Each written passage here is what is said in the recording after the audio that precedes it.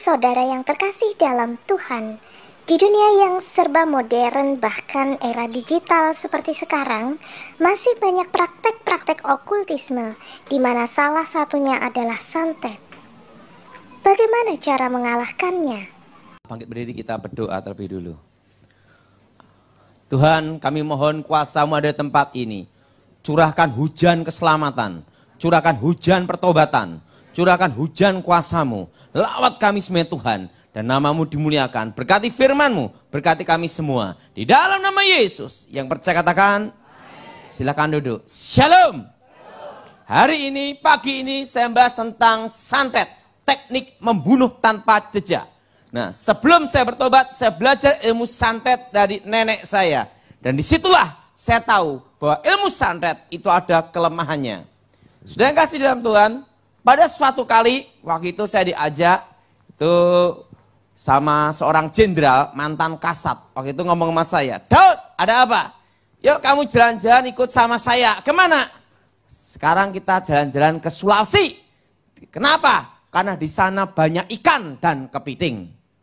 Nah, kebetulan saya itu hobi kepiting. Dan gara-gara kepiting, trigisit saya sampai 600. Nah, sekarang baru diet ngurangi kepiting.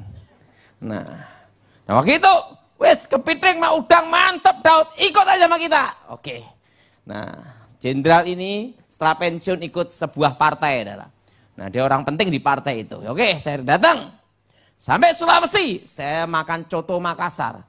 Waktu makan coto Makassar, tiba-tiba ngomong gini, Daud, ini calon gubernur dari partai saya, Pak Daud. Ini terkena ilmu hitam, ilmu santet. Yang bisa nangani ilmu hitam adalah orang yang belajar ilmu hitam. Ya saya ngomong, saya bekas setan. Nah, oke lah saya tanganin. Nah, Pak Daud, dan ini Pak Haji, Pak Daud. Oh ya, tak apa-apa. Langsung jenderal telepon sama calon gubernurnya. Ini kawan saya, Daud Tony, ahli ilmu hitam, gitu loh. Tangani sama dia. Nah, saya datang ke tempatnya. Begitu saya datang ke tempatnya, nah istrinya salaman sama saya. Salamannya aja.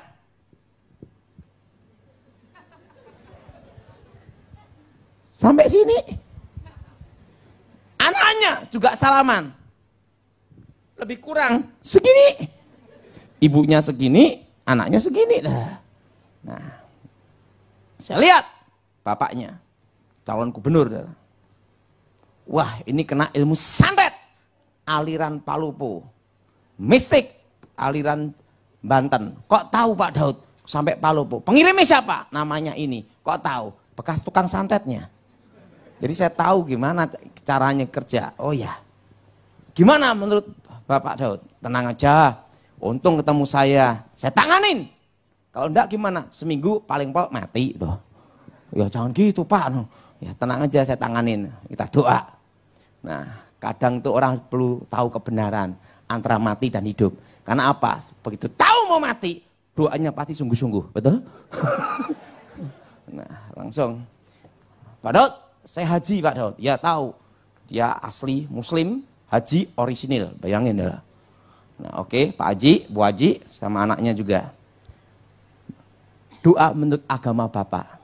Bapak punya Quran, Bapak berdoa menurut agama Bapak.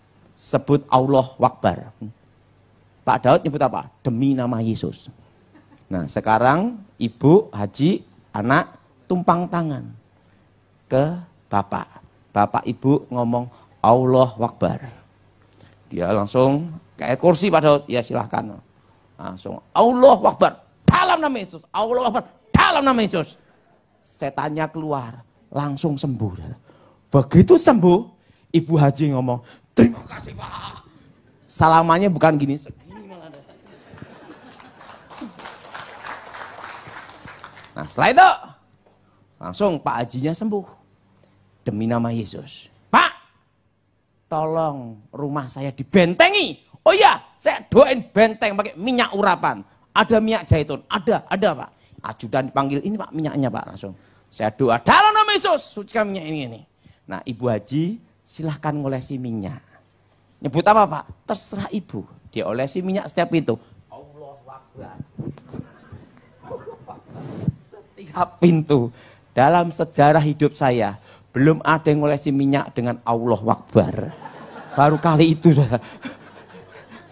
Tapi di situ saya lihat ada kemuliaan Tuhan. Tepuk tangan untuk Tuhan kita. Nah, waktu debat untuk calon gubernur, dia ngomong ini, Pak Daud, tolong doa restu. Jadi saya ngasih doa restu ke Pak Haji. Nah, mari kita buka Alkitab kita saat ini. Di dalam surat 1 Yohanes pasal yang keempat. Surat 1 Yohanes pasal yang keempat ayat pertama sampai dengan ke-6. 1 Yohanes 4 ayat 1 sampai dengan 6. Roh Allah dan roh antikristus. Saudara-saudaraku yang kekasih, janganlah percaya kau akan setiap roh, tetapi ujilah roh-roh itu, apakah mereka berasal dari Allah? Sebab banyak nabi-nabi palsu yang telah muncul dan pergi ke seluruh dunia. Demikianlah kita mengenal roh Allah. Setiap roh yang mengaku bahwa Yesus Kristus telah datang sebagai manusia berasal dari Allah. Dan setiap roh yang tidak mengaku Yesus tidak berasal dari Allah. Roh itu adalah roh antikristus, dan tentang dia telah kamu dengar bahwa ia akan datang, dan sekarang ini ia sudah ada di dalam dunia. Kamu berasal dari Allah, anak-anakku, dan kamu telah mengalahkan nabi-nabi palsu itu. Sebab roh yang ada di dalam kamu lebih besar daripada roh yang ada di dalam dunia. Mereka berasal dari dunia. Sebab itu mereka berbicara tentang hal-hal duniawi dan dunia mendengarkan mereka. Kami berasal dari Allah. Barang siapa mengenal Allah, ia mendengarkan kami. Barang siapa tidak berasal dari Allah, ia tidak mendengarkan kami. Itulah tandanya roh kebenaran dan roh yang menyesatkan. Ilmu santet adalah ilmu teknik membunuh tanpa jejak. Sebelum saya bertobat, saya diajarkan bahwa 3 tingkatan santet. Pertama, santet 1 pulau. Kedua, santet 1 negara. Ketiga, santet 3 benua. Nah, disitulah saya diajar bagaimana menggunakan ilmu itu. Setiap pengiriman ilmu santet itu pasti ada tanda bunyi. Tepat di atap rumah. Itu santet tingkat dasar. Apa saudara? Santet tingkat. Kalau orangnya di luar pulau, tidak kena. Karena itu santet 1 pulau. Nyebrang laut. Kenapa? Setan mau pindah lokasi. Harus ada surat izin mutasi pindah. Makanya itu santet 1 pulau. Nah, yang dengar bunyinya itu adalah target. Nah, dan yang kedua, santet menggunakan tingkat dasar adalah santet yang pakai benda-benda dengan unsur logam. Apa saudara? Paku, jarum, pines. Misalnya boneka pun ada talinya, setelah itu ada kawat maupun jarumnya. Dan setelah itu gunting, linggis, setelah itu silet, unsur-unsur logam yang dipakai. Nah, santet tingkat dasar, kalau orangnya tidur di lantai, tidak bisa kena. Tapi kena masuk angin. Kenapa? Karena di bumi ada namanya gaya gravitasi. Jadi kalau setengah meter, dia tidur setengah meter di tanah, lolos. Di atas setengah meter, pasti kena. Pak, kalau di lantai atas gimana? Tetap kena di atas setengah meter. Nah, itu dari tanah pokoknya. Dari tanah setengah meter. Ini tanah setengah meter. Aman. Begitu bunyi, set, tidur. Set, langsung. Selamat. Kenapa? Ada gaya gravitasi. Dan santet itu menggunakan namanya radar suhu panas. Makanya dulu sebelum saya bertobat, untuk mengalihkan ilmu santet, saya diajar sejak kecil tidur dekat dengan api. Misalnya saya tidur, dikasih minyak teplok, ada minyak tanah, ada apinya. Kalau santet dikirim, ingat ini apa? Api. Syabdak. Pasti langsung minyak teploknya pecah, mati. Nah, langsung sebelum bertobat tak balas, ganti bunuh gitu. Nah, tapi pengalih perhatiannya apa? Dari suhu panas. Nah, makanya santet yang pertama waktu dikirim pasti gagal. Karena apa? Jalan melalui apa? Suhu panas. Makanya kalau ada lampu dinyalakan, orangnya tidur, waktu dikirim santet, lampunya hancur. Pak, kalau lampunya mati, itu konslet lain. Kalau santet pecah, wah gitu. Nah, kan kadang ada orang, waktu dikirim ilmu santet, dia ketiduran, TV-nya masih hidup. Tak, hancur tuh TV. Karena santet berjalan dengan apa? Dari suhu panas. Dan selalu menggunakan weton hari kelahiran. Kenapa weton hari kelahiran? Karena dipercaya di mana orang itu lahir, disitulah titik kematian. Jelas saudara? Titik apa saudara? Kematian. Makanya seorang dukun itu pakai weton. Nah setelah weton, suhu panas. Nah di dunia nyata itu ada namanya dunia gaib. Nah dunia gaib itu adalah bayangan dari bumi, tidak berbenturan dan tidak menyatu. Misalnya ini, kertas ini, tisu ini, benda nyata. Begitu masuk alam gaib, lenyap. Tapi volume benda ini tetap ada. Tidak dibatasi ruang dan waktu. Nah setelah itu, masuk tubuh manusia, dikembalikan ke alam nyata. Langsung di sini ada paku jarum penis. Makanya dulu sebelum bertobat, pertama kali saya mengenal adalah apa? Umur 9 tahun, dunia gaib dulu. Dunia gaib ini tidak dibatasi ruang dan waktu. Jadi unsur logam, paku jarum penis, dibacain mantra, weng weng weng, juh, vitamin komplit. Nah setelah itu masuk alam gaib. Volume dan jenis bendanya hilang. Masuk tangan tubuh manusia, lep. Ingat, suhu berdasar apa saudara? Suhu panas. Dari suhu panas, kembalikan ke alam nyata. Plak. Maka orang kena santet, di perutnya bisa ada paku jarum penis. Unsur logam. Jelas? Jelas? Yang ketiga, ingat. Berdasar apa? Suhu apa? Suhu panas. Yang keempat, waktu santet tingkat dasar dikirim, maka hewan-hewan akan mati mendadak. Tikus-tikus bisa mati langsung. Ikan satu kolam, lep mati. Pak, kalau burungnya setiap hari mati satu itu apa? Itu bukan kena santet, flu burung. Kalau santet itu dalam satu malam mati semua. Jelas? Jelas? Satu malam tuh bus mati semua. Hewan-hewan mati mendadak. Nah setelah hewan-hewan mati mendadak. Yang kelima. Perut, kepala, tangan, bengkak. Tapi dicek darah, tidak ada penyakitnya. Tapi begitu di rongsen, kelihatan paku jarum penisnya unsur logam. Makanya orang pasang susuk, di rongsen kelihatan susuknya. Kalau emas kelihatan emasnya. Nah kalau nyantet, seorang dukun pasti tidak pakai emas. Kenapa? Rugi. Pasti kasih apa-apa? Paku, jarum, silet, pines. Pokoknya yang unsur logam besi-besi murah-murahan. Tidak mungkin dikasih emas.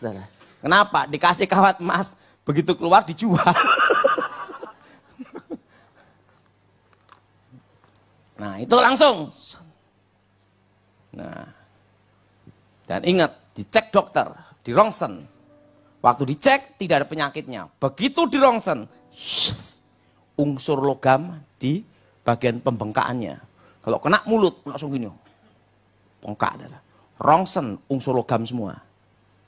Nah, jelas? Jelas? Nah, yang kelima ini. Jadi ingat, dicek dokter tidak ada penyakitnya. Yang keenam, waktu malam Jumat, tepatnya jam 12, jam 1, jam 2, akan ada bola api merah menyala. Nah, dari bola apinya kelihatan pengirimnya arah sana. Oh, berarti aliran ini. Oh, pengarah sana. Oh, sana. Itu pasti ada bola api. Apinya merah nyala. Jelas? Jelas? Apinya berada? Merah nyala.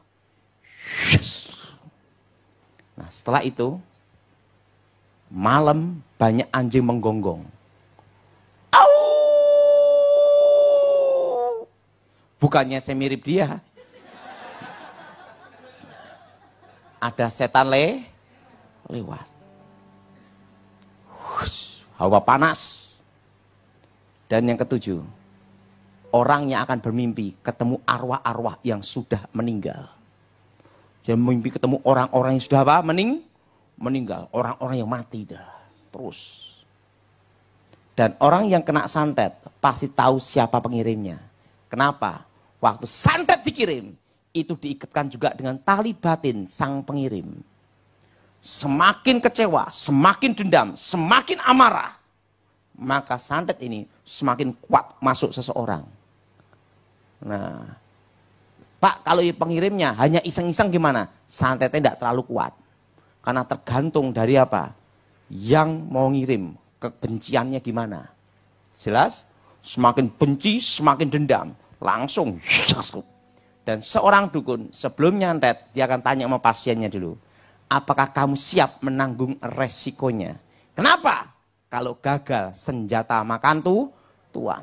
Biasanya kasih air dulu. Suruh minum. Tapi pasien takut mati. Kasihkan pembantu. Pembantunya minum. Gagal nyantet, pembantunya modar. Nah, jelas? Jelas? Nah, bola api, hewan melonglong, setelah itu hewan mati, bukan hewan, tanaman-tanaman mati mendadak. Kering. Itu ada hawa jahat. Tanaman-tanaman kering langsung. Keringnya itu dari atas sampai ke bawah. Itu tingkat dasar. Artinya apa? Hawa jahat. Pak, kalau keringnya di tengah, angus. Itu kesambar petir. Kalau santet itu, maaf, tingkat dasar itu bukan hewan. Tapi apa? Tanaman. Itu mati mendadak. Menyerap energi kehidupan. Nah, soal sudah kena kasus santet seperti ini, bagaimana cara menanganinya? Nah, mobil sebagus apapun, tidak ada bahan bakar, mogok. Betul? Betul? Ilmu santet itu mengambil energi dari kebencian, kepahitan, dendam, kesumat. Suatu kali, ada seorang kepala geng Ambon, minta tolong saya. Tiba-tiba di atap rumahnya, setelah letusan, pohon di depan rumahnya, angus. Ingat, kalau santet itu angusnya dari atas ke bawah, sampai akar. Dalam satu malam toh, kering. Dan tiba-tiba, kepala geng ini langsung ketakutan. Setelah itu sakit. Antara mati, antara hidup dan mati. Di kebingungan sendiri. Waktu saya dipanggil datang, saya lihat, Bapak, ini ilmu santet. Santet dari mana? Tangerang, Banten. Kok tahu Pak Daud? Ini pasti pengirimnya dari aliran ini. Kok tahu Pak? Dari jenisnya. Semua bisa dikenal dari apa? Jenis ini, aliran ini, pasti ada jenisnya ini. Pak, bagaimana cara supaya saya sembuh? Kamu harus mengampuni orang yang menyantet kamu. Kenapa? Semakin engkau kecewa, semakin engkau dendam, semakin akar pahit. Maka kekuatan ilmu santet itu semakin mempercepat merenggut nyawa. Saya pasti ampuni Pak. Kenapa? Karena salah satu keluarga mereka saya bunuh gitu lah. Makanya keluarganya ngamuk Pak. Saya dikirim ini. Karena secara hukum saya tidak ada bukti. Saya main bersih Pak. Saya ngomong, kau harus bertobat. Kamu harus ampuni orang keluarganya yang nyantet kamu. Saya ampuni, Pak. Oke, saya doain. Dalam nama Yesus. Orangnya gemuk hitam. Saya tumpang tangan dia, dia roboh. Saya ikut roboh. Kenapa? Berat banget ya, saya suruh blak, rame-rame roboh malah. Nah, dan kelemahan ilmu santet adalah yang kedua. Waktu mimpi ketemu orang yang sudah mati, jangan percayai itu arwah mereka. Baru bisa lolos. Selama mempercayai itu arwah mereka, maka roh itu merenggut nyawa. Tapi kalau tidak mempercayai itu arwah mereka lolos. Jelas? Jelas? Kalau orang kena santet tingkat dasar ini, asal dia menghadapi tanpa kebencian, tanpa kecewa, tanpa akar pahit, tanpa dendam, maka ilmu santet itu energinya hilang. Karena menyerap energi dari kepahitan, kebencian, dendam manusia. Jelas? Jelas? Maka ada iman, ada pengharapan. Tapi yang terbesar adalah kasih. Nah, kalau orang yang bukan Kristen, lakukan dua ini, dijamin dalam 6 maksimal 1 tahun, pasti sembuh. Bukan Kristen tapi kalau kita orang Kristen, ada kelebihan, yaitu kita punya kuasa dalam nama Yesus. Nah, kalau ada yang kena santet bagian kepala atau perut, tumpang tangan, ikut saya semua, darah Yesus. Ikut saya semua, darah Yesus. Hancurkan roh-roh jahat. Darah Yesus. Hancurkan mantra-mantra. Darah Yesus. Sucikan. Dalam nama Yesus. Segala roh-roh jahat, roh setan, roh gelap, keluar dalam nama Yesus. Santet, kalau keluar, itu pasti melalui lubang-lubang. Mulut, telinga, hidung, dan buang air besar. Atau dari kulit. Dan waktu keluar, terasa sakit. Pak, kalau keluar tanpa sakit, itu gimana? Itu tipuan, teknik sulap. Misalnya telur, digosok-gosok. Tok, keluar paku jarum. Itu palsu. Kok tahu Pak Daud? Dulu praktek. Itu teknik sulap aja. Nah, sebelum saya bertobat, saya belajar itu juga. Tapi tidak mempraktekkannya. Guru saya ngomong, waktu saya belum bertobat, ingat, sebagai ahli ilmu hitam, kamu jangan goblok. Harus tahu ilmu palsu juga. Karena di masyarakat, 95% itu palsu. Jarang ada santet yang asli. Itu hanya 5%. Karena untuk memasukkan unsur logam ke dalam tubuh manusia, harus ada kekuatan powerful yang penuh untuk masuk. Gitu. Jelas? Dan tidak semua dukun punya kemampuan itu. Makanya seorang dukun, karena belum tentu punya kemampuan itu, maka menggunakan teknik tipuan. Telur digosok. Nanti dukunnya pegang-pegang gini, plek, keluar kerikil, keluar keris, keluar tombak, keluar unsur logam. Itu palsu.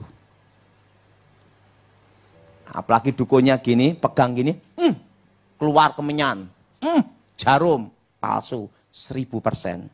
Kok tahu? Praktek. Nah, jelas? Jelas? Nah, kalau dukunnya ngomong gini, nanti kamu ke rumah nanti ada sesuatu di bantal. Begitu pulang ke rumah, bantal dibuka, ada boneka, kawat, jarum. Itu palsu juga. Yaitu apa? Bantuan jin.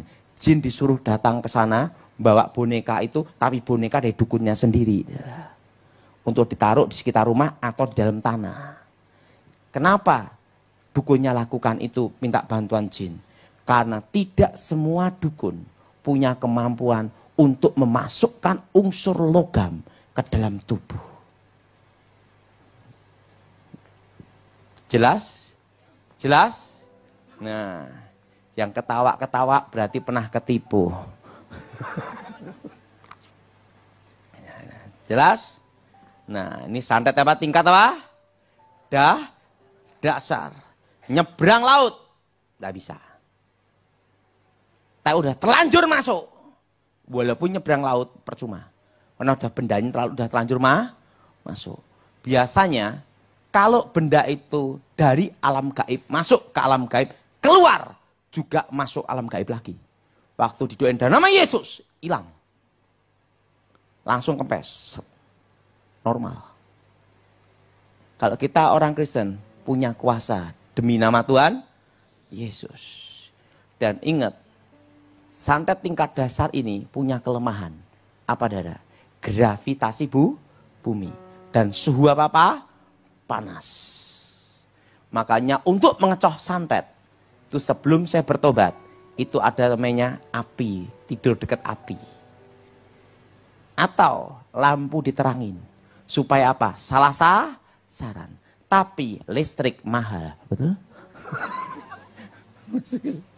Begitu ada unsur api, itu santet sejago apapun, pertama kali dikirim pasti gagal. Karena menentukan apa? Target. Biasanya gagal dulu. Nah, gagalnya apa? Terkecoh oleh suhu panas. Nah, makanya kalau dia tidur, kan terutama dikirim santet itu malam. Lampunya terang semua, kan panas semua. Wah, itu susah lagi nyantetnya. Kenapa? Untuk mendeteksi suhu panas. Biasanya seorang dukun itu menggunakan apa? Weton, setelah itu benda pengenal. Benda pengenalnya apa? Bekas baju. Yang pernah ada keringatnya dia. Tapi sejago apapun, kalau ada lampu terang semua, banyak salah saran. Jelas? Jelas? Jelas? Kenapa? Ingat, apa saudara? Suhu panas. Nah, yang kedua, santet tingkat menengah. Apa saudara? Santet tingkat menengah adalah santet satu negara. Sekalipun orangnya di luar pulau, tetap kena. Dan ini disebut namanya santet tanpa jejak. Apa saudara? Apa saudara? Nah, yang dikirim bukan benda. Tapi yang dikirim adalah roh intimidasi, gila, bunuh diri. Apa saudara? Roh apa? Gila, bunuh diri. Kalau tingkat dasar, itu ledakannya ada di atap. Tidak ada bendanya. Kalau tingkat menengah, itu sekitar pintu jendela. Pasir menyebar. Atau tiba-tiba, depan pintu rumahnya ada pasir bertumpuk. Tapi bukannya orang iseng ngasih pasir lah, lain lah. Tapi ingat pada waktu tengah malam, pasir bertumpuk.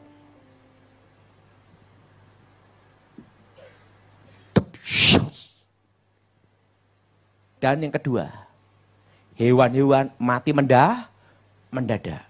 Dan yang ketiga, ada suara seperti ini.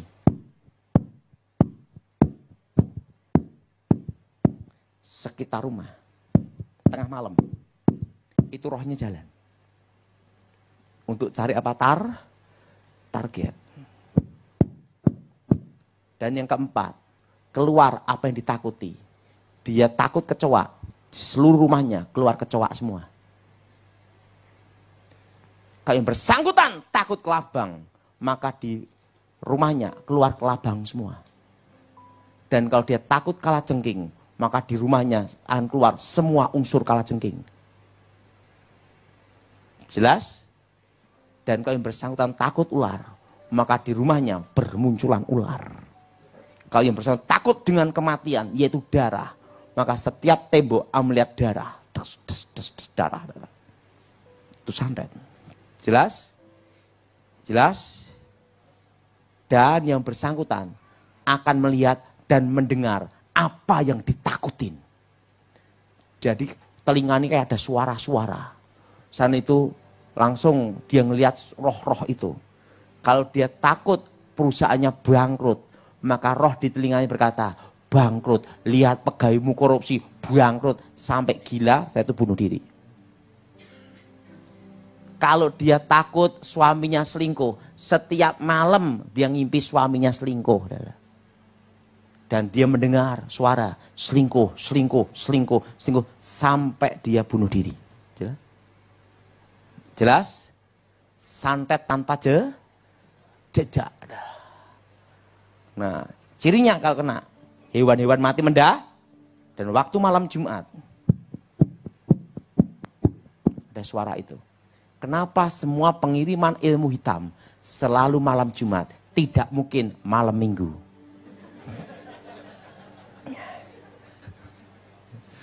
Tidak mungkin. Yang disebut Sabat Yahudi, hari ke-7 itu hari Sabtu. Hari Minggu itu hari pertama. Kenapa kita orang Kristen hari Minggu? Hari Minggu hari kebangkitan Tuhan, kemenangan. Tapi disebut Sabat Yahudi. Hari ke-7 itu hari Sabtu. Berarti hari yang ke-6 itu hari apa? Jumat. Dan ingat, hari yang ke-6 Tuhan menciptakan manusia. Segambar, serupa dengan Tuhan. Amin.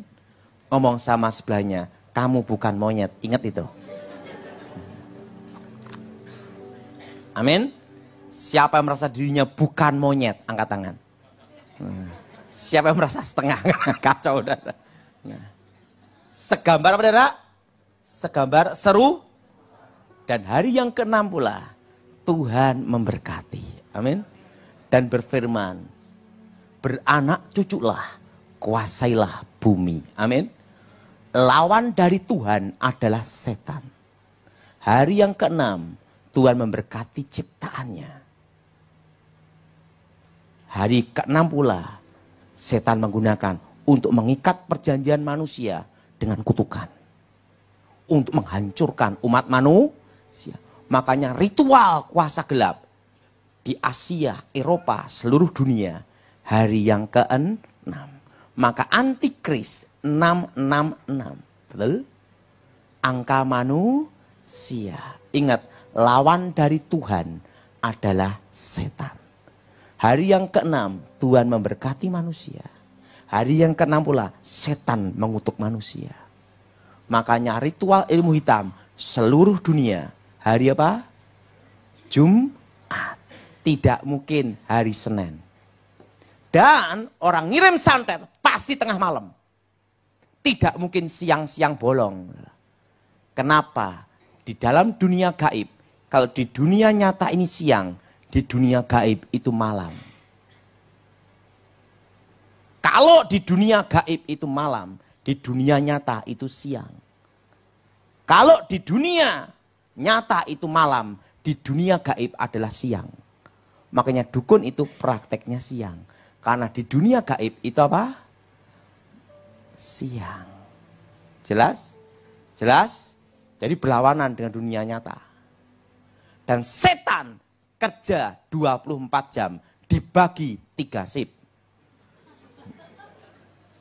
Karena ingat, setan pun ada jam istirahat. Makanya waktu dulu pesawat Adam Air hilang. Dukun-dukun nyari tidak bisa. Kenapa? Mungkin waktu jatuhnya pergantian shift.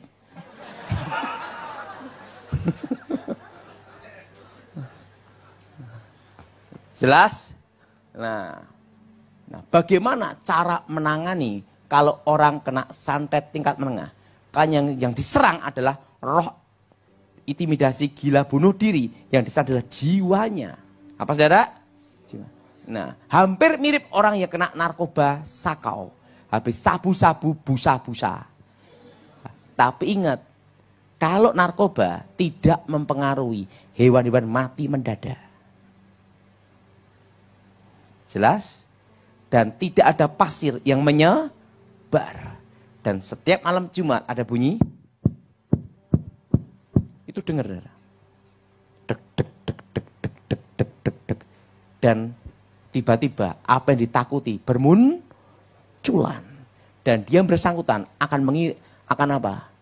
Akan melihat mimpi ketemu orang yang sudah mati terus. Seluruh keluarganya. namanya roh maut. Apa saudara? Nah, satu kali ada calon anggota DPR RI. Waktu itu dia mau nyalonkan dari partai besar di Indonesia. Tiba-tiba ada bunyi dulu. Tiba-tiba dia mandi.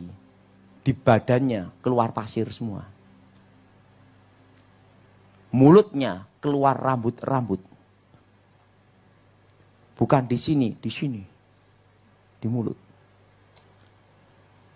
Dan tiba-tiba malam jam 12 ada burung hantu. Nah, setelah itu jam 6 sore burung gagak. Kau. Karena dia orang Kristen, dipanggillah pendeta. Waktu pendeta datang, setan keluar. Waktu pendeta keluar, setan datang. Ingat, kalau santet tingkat dasar itu lebih mudah.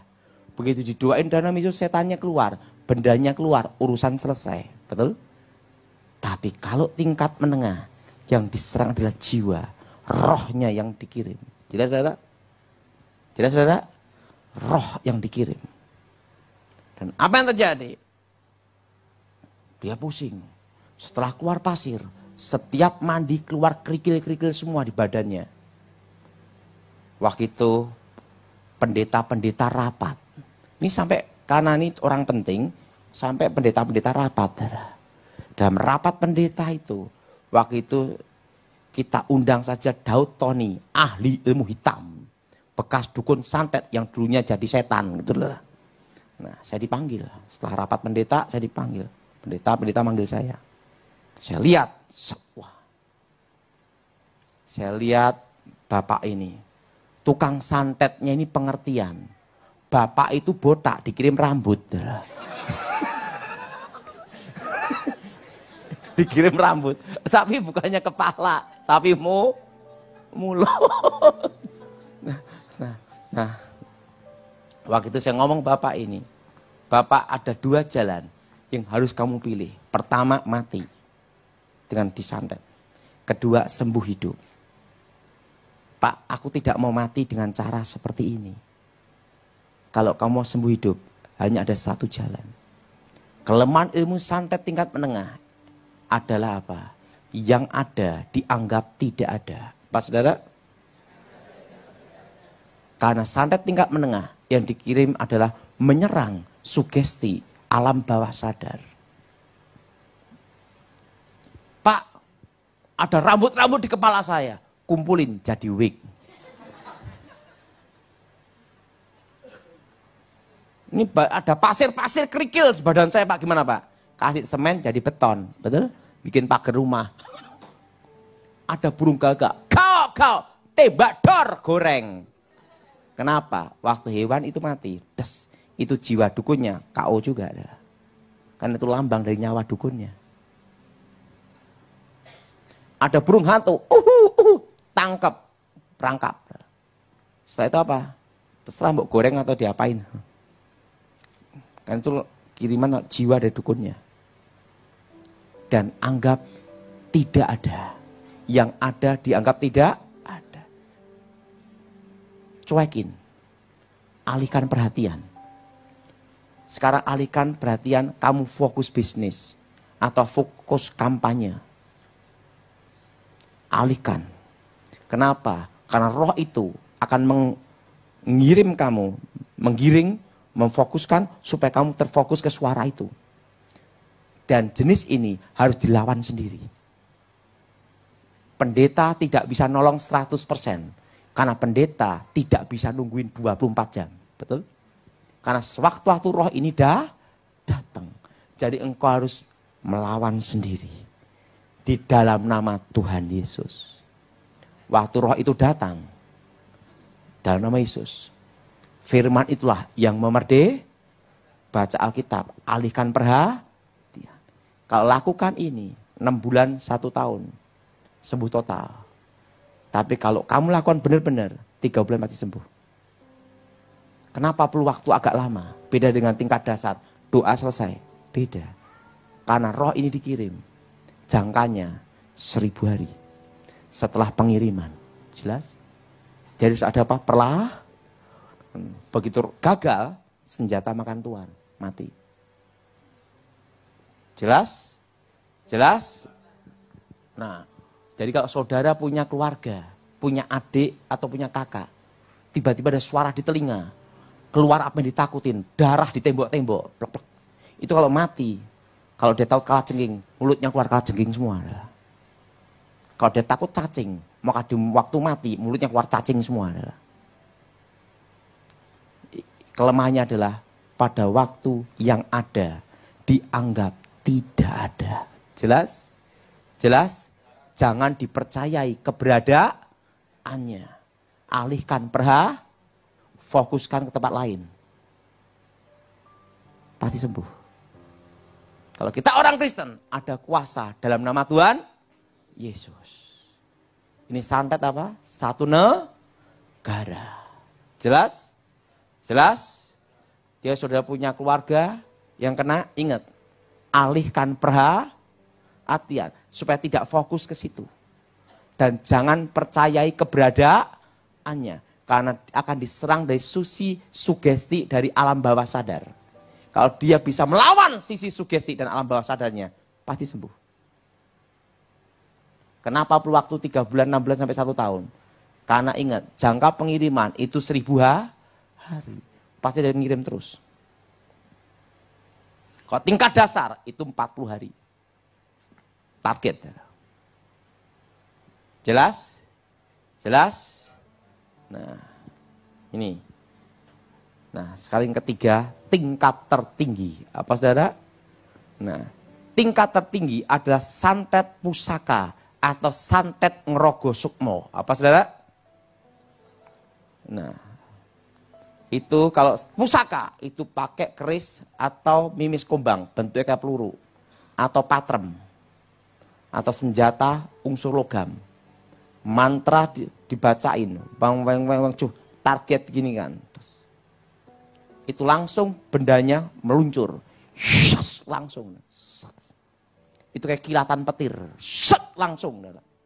Itu walaupun di Arab mati. Shock yang diserang apa? Jantung. Dada kelihatan utuh, jantung jebol. Dan yang bersangkutan hanya punya hidup 5 menit. Pak, bagian nangani, ya udah mati gimana nangani? Susah. Kalau kena kepala, shut. Kepala tengkorak utuh, dalam otak jebol. Jelas? Jelas? Yang bisa mengalahkan santet tingkat tinggi hanya orang yang percaya Tuhan Yesus, hidup dalam Tuhan. Baru lolos. Ingat, waktu Pak Harto mau diadili seorang jaksa agung. Jaksa agungnya ke luar negeri, ke Arab. Shut, kirim, tek, tinggal mayat. Jantung.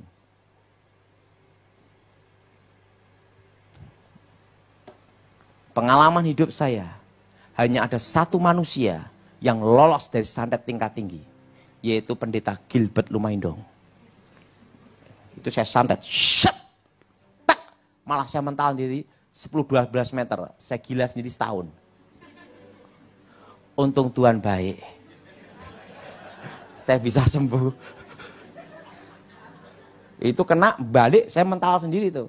Itu fisik. 10-12 meter. Waktu saya ketemu Yesus. Akulah Alfa, akulah Omega. Yang awal, akulah yang akhir. Akulah aku, kebangkitan dan hidup. Akulah Yahweh. Saya ketemu Yesus sendiri. Tunjukkan paku salibnya. Yang terpaku itu bukan di sini.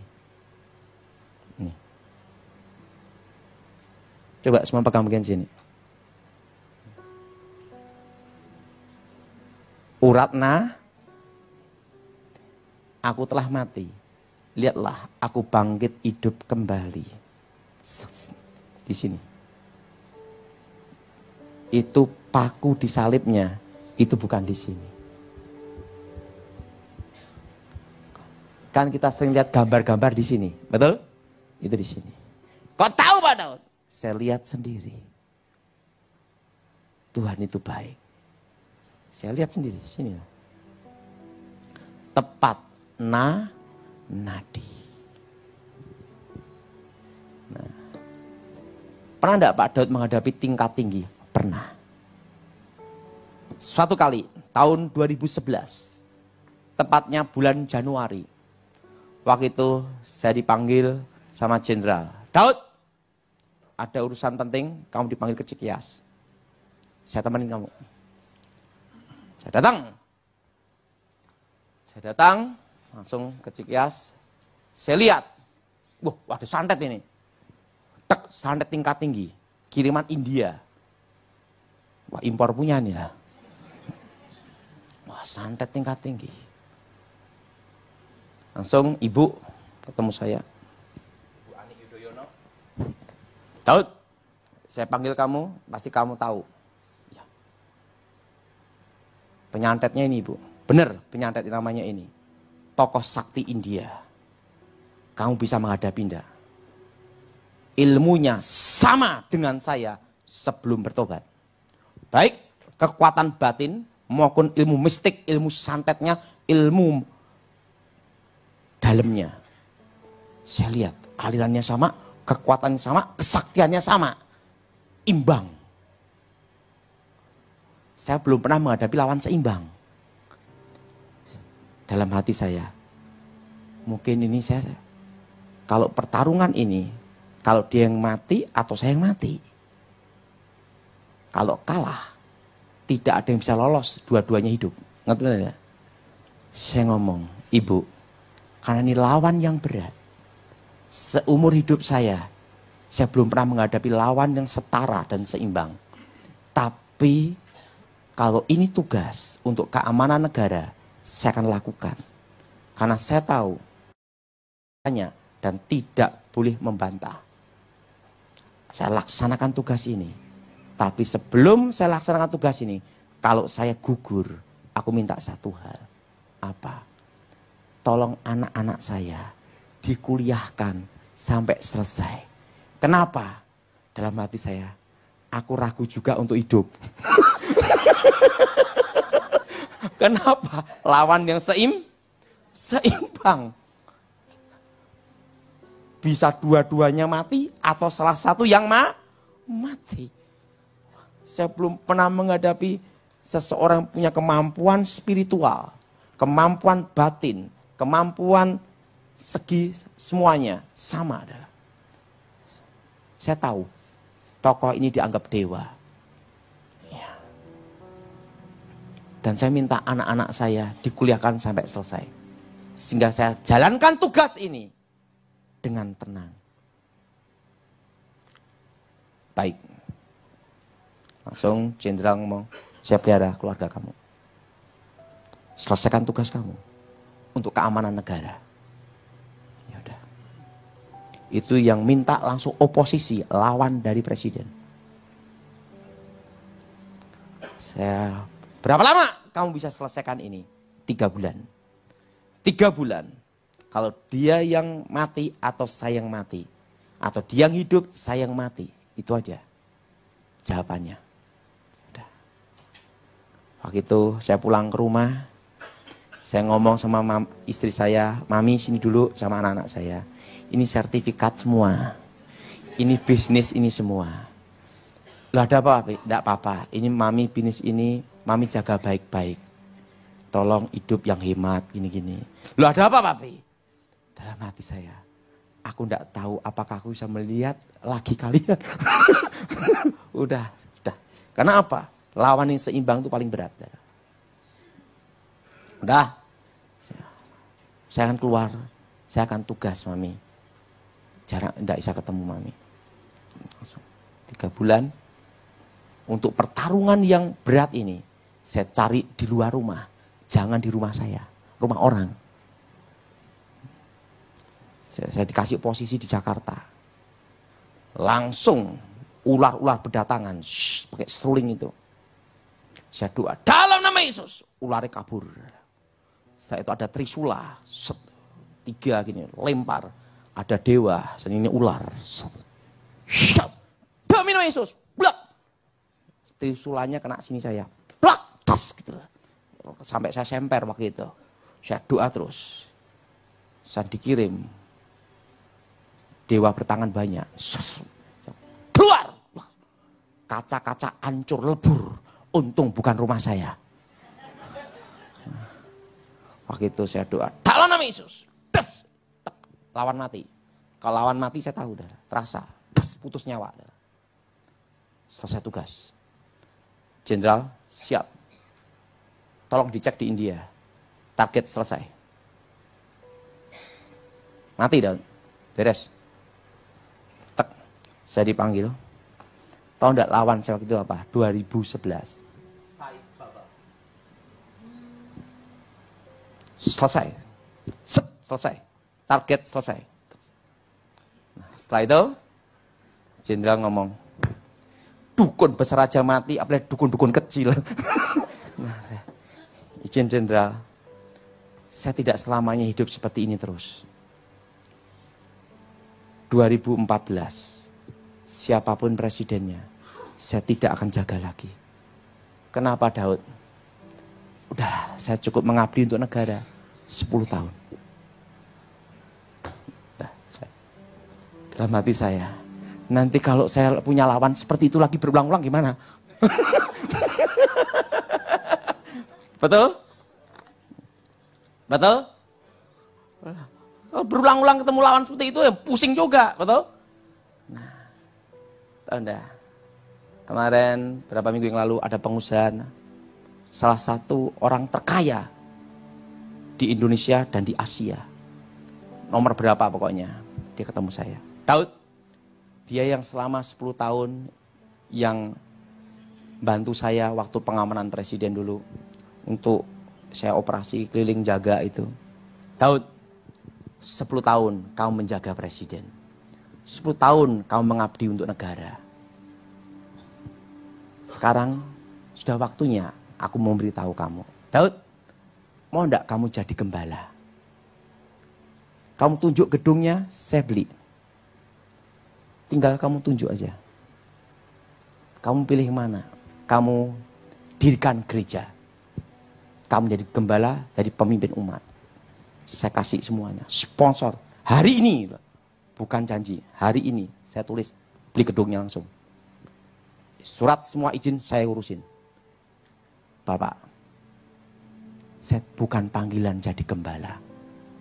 Saya tidak akan dirikan gereja. Kenapa Daud? Karena tangan saya penuh dengan dosa dan penuh dengan darah. Saya tahu diri Bapak. Saya tidak akan jadi gembala dan tidak akan mendirikan gereja.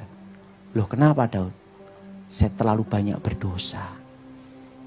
Kalau Tuhan masih beri kesempatan saya untuk memperbaiki hidup saya, itu sudah bagus.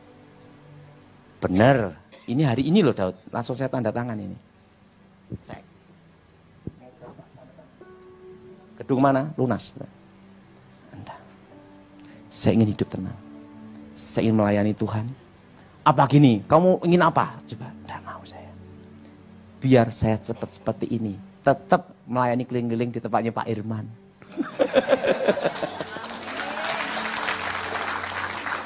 Amin. Saya tidak mau. Karena waktu Yesus nemuin saya, dia berkata, Daud, kamu tidak boleh jadi gembala. Karena engkau kupanggil untuk memberitakan Injil. Waktu saya bertobat, saya ketemu Yesus sendiri. Saya tahu panggilan hidup saya. Tidak mau jadi gembala. Dan waktu itu saudara, ini pengusaha, salah satu orang terkaya di Asia. Kamu tinggal ngomong, tinggal tulis. Kamu apa? Kamu mau bisnis apapun saya bantu. Saya tidak mau. Saya diberi kesempatan. Kalau saya bisa kembali ke masa lalu, saya akan memperbaiki masa lalu. Tapi saya tidak mungkin kembali ke masa lalu. Gitu. Saya hidup untuk sekarang dan masa depan. Jadi lebih baik, ya saya memperbaiki hidup saya. Untuk menebus kesalahan di masa lalu saya tidak bisa. Hanya Tuhan yang bisa ampuni. Tapi setidaknya Bapak, mengurangi dosa itu tidak bisa. Tapi bisa memperbaiki. Yang bisa mengampuni dan menghapus dosanya Tuhan. Saudara, satu hal. Selama kita ada kesempatan untuk berbuat baik, lakukan. Karena ada waktunya, kita tidak ada kesempatan lagi. Betul? Nah, itu saudara. Jadi, kalau saudara menghadapi santet seperti ini, ingat, lawan, jangan takut. Amin. Dalam nama Tuhan.